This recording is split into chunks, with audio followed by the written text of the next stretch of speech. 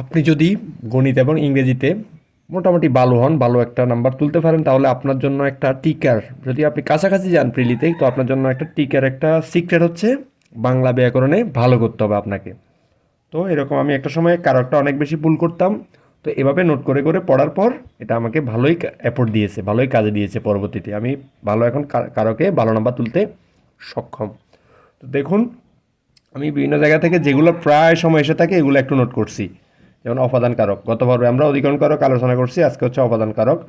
যেমন খেজুর রসে গুড় হয়, তাহলে কোথা থেকে হয়? খেজুর রসে, এটা হচ্ছে অপাদানের সপ্তমী। তিলে তৈল হয়, হয় হইলে কোথা থেকে হয়?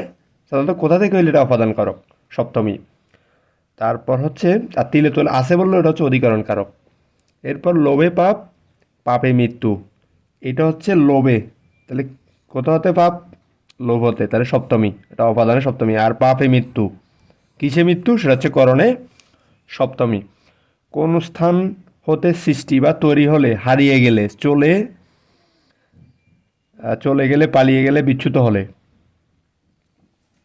তাহলে এগুলো থাকলে সাধারণত অপাদান কারক হয়।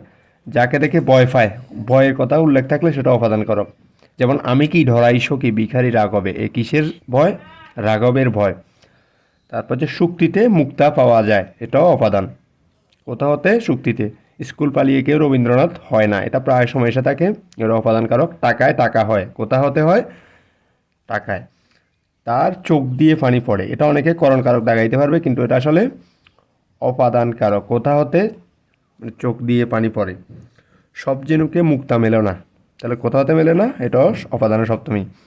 বজ্রে তোমার বাজে বাঁশি, এটাও, এগুলা খুব কমন, এগুলা প্রায় সময় বিগততে এসে থাকে।